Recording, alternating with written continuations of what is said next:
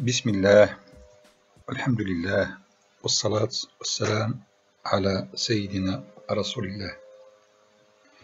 معكم الأستاذ بالمختار عز الدين، أستاذ اللغة الفرنسية بمعهد الحقوق والعلوم السياسية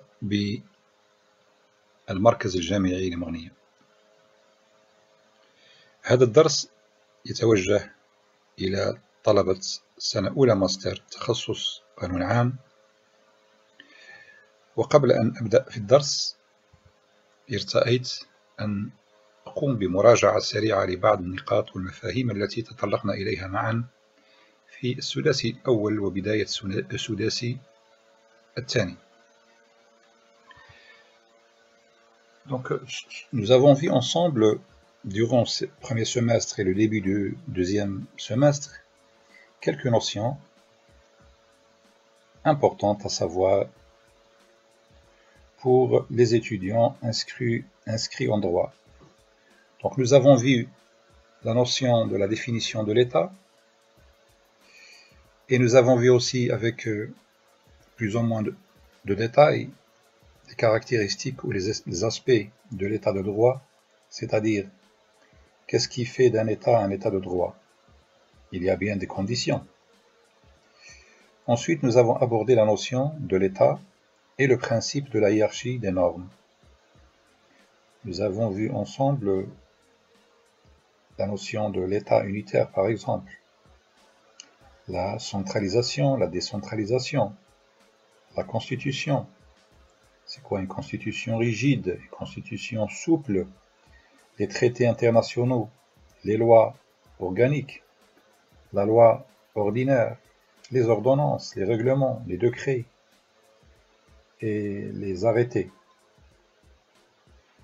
Ensuite, dans un cours suivant, nous avons abordé les institutions de l'État, en commençant par le pouvoir législatif.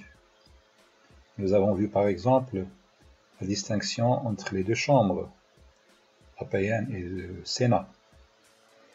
Et nous sommes passés à l'étude du pouvoir exécutif, qui est constitué notamment du président de la République et d'un gouvernement. Nous avons travaillé sur la terminologie qui concerne cette thématique.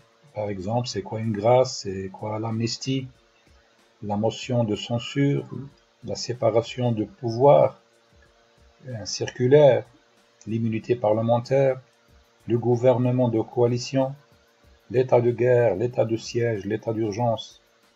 Et avec moins de détails, nous avons abordé le pouvoir juridique. Et ça va être le thème d'aujourd'hui en partie, puisqu'on va aborder les principes de la justice aujourd'hui. Bien sûr, le scénario pédagogique durant les cours présentiels n'est pas le même que le scénario qu'on va voir maintenant, puisque je suis en train d'enregistrer. Donc, ça ne sera pas le même. Et durant les cours classiques, je vais dire, il y avait le souci surtout d'écouter les étudiants et d'essayer de répondre à leurs observations, à leurs questions, et de remédier aux lacunes de langue qu'ils ont manifestées. Et pour ce faire, nous avons à chaque fois ouvert des parenthèses pour faire des révisions de quelques points de langue. Les dernières révisions étaient sur les extensions du nom, par exemple. Donc, nous avons vu les adjectifs, le complément du nom et les propositions subordonnées relatives. Ces révisions ont touché aussi les classes ou les catégories de mots, grammaticales de mots. Nous avons fait une révision aussi sur les modes de conjugaison et les temps. Et nous nous sommes intéressés surtout au conditionnel et au subjonctif. Comme nous avons toujours consacré à chaque fois une petite partie de notre cours présentiel à la traduction. Puisque cette partie interactive du cours n'est pas présente, ici maintenant, je vous propose de me laisser vos questions et vos observations sur mon adresse mail qui va s'afficher à la fin de cette vidéo. Donc, on commencera par un thème nouveau qui est principe d'organisation de la justice. Donc, la justice est un service public, bien sûr. Un service qui est organisé par l'État, dans l'intérêt de tous. Elle est rendue par les juges. Son organisation est régie par des règles précises qui peuvent apparaître complexes en raison de leur variété. En effet, il n'existe pas un seul type de tribunal pour régler tous les conflits et les litiges qui peuvent naître dans une société. En fonction du type de litige concerné, un tribunal spécifique est compétent pour le trancher. En outre, de même que tous les tribunaux ne sont pas de même nature, ils ne sont pas non plus tous au même niveau hiérarchique.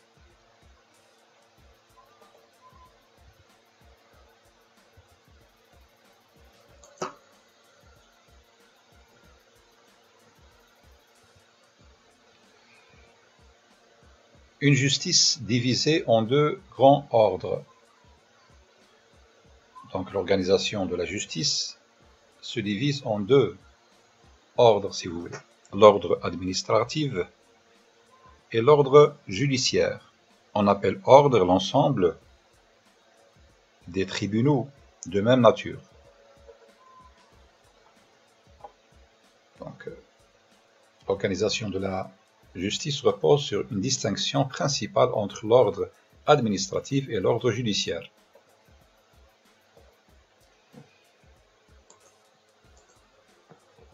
L'ordre administratif est chargé de régler les litiges entre les citoyens et l'administration.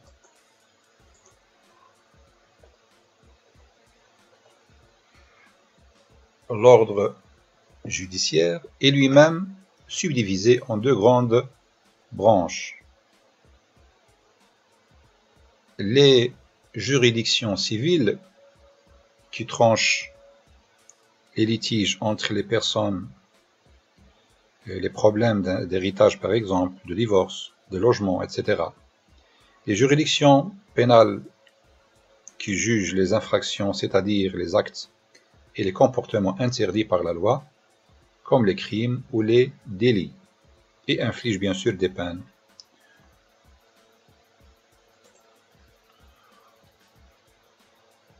Nous allons voir quelques principes de base de la justice. La justice ou l'action de la justice est libre et facultatif. L'action est libre car tout sujet de droit, donc tout citoyen, peut en appeler au juge s'il estime ses droits bafoués par un tiers. L'action, elle est facultative puisque les personnes en conflit peuvent éviter le recours au tribunal en usant de procédures plus simples que celles d'un procès, en recourant par exemple à l'intervention d'un médiateur au lieu de déclencher la procédure judiciaire.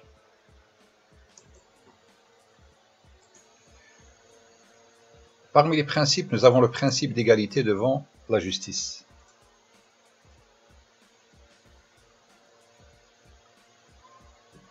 L'égalité devant la loi ou égalité en droit est le principe selon lequel tout être humain doit être traité de la même façon par la loi, c'est-à-dire qu'aucun individu ou groupe d'individus ne doit donc avoir de privilèges garantis par la loi. On est tous égaux face à la loi.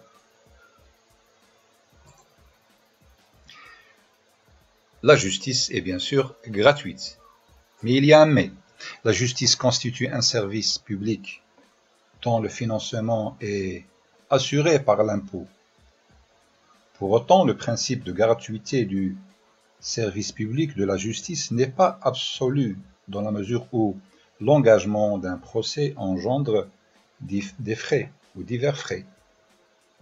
c'est-à-dire les magistrats ne sont pas payés directement par les plaideurs. Les magistrats sont des fonctionnaires payés par l'État. Les plaideurs ne sont pas leurs clients et ne les paient pas. Mais si la justice est gratuite, un procès coûte cher parfois, puisqu'il y a les honoraires d'avocats ou des avocats et des dépenses, c'est-à-dire des dépenses, des frais d'expertise qui coûtent parfois cher, des actions des huissiers aussi, des avocats par exemple. La justice est indépendante. L'organisation de la justice repose sur le principe de la séparation des pouvoirs, bien sûr. Le pouvoir judiciaire doit être indépendant du pouvoir politique. Le pouvoir législatif fait la loi, mais ne juge pas. Le juge ne peut pas changer la loi, mais il doit l'appliquer. Cette indépendance garantit l'impartialité et la neutralité des juges pour les affaires qu'ils ont à juger. La neutralité implique que le juge va décider en fonction de l'affaire et de la loi qui doit s'appliquer, mais pas en préférant l'une ou l'autre des parties qui s'opposent au procès. Et pour finir, nous avons un principe très important qui est la justice garantit un procès équitable. Un procès équitable veut dire que chacun est à même de présenter au mieux tous les arguments qui pourraient amener un jugement en sa faveur. Or, la loi est complexe et les personnes ne pensent pas toujours à présenter tous les éléments importants. Toute personne confrontée à la justice doit donc être assistée et défendue par un avocat. Si une personne n'a pas les moyens de trouver et de payer elle-même un avocat, le tribunal en désigne un pour l'assister et la défendre. Ces avocats commis d'office sont directement payés par le ministère de la Justice. Ce droit à l'assistance d'un avocat fait partie des droits qui permettent à tout accusé d'avoir droit à un procès équitable. Il existe d'autres droits de ce type, tels que le principe du débat contradictoire, c'est-à-dire dans un litige, chaque partie concernée a le droit de prendre connaissance des demandes et des reproches de la partie adverse. C'est très important. Le juge ne pourra trancher le litige qu'après avoir entendu les arguments déposés par chacune des parties. La présomption d'innocence constitue également l'une des garanties d'un procès équitable. Selon ce principe fondamental, toute personne suspectée d'avoir commis une infraction est considérée comme innocente, tant qu'un jugement ne l'a pas déclarée coupable. On dit alors qu'elle est présumée innocente. Merci pour votre attention. Je reste à votre disposition, bien sûr, sur mon adresse email. Vous pouvez me poser des questions. À très bientôt. Au revoir.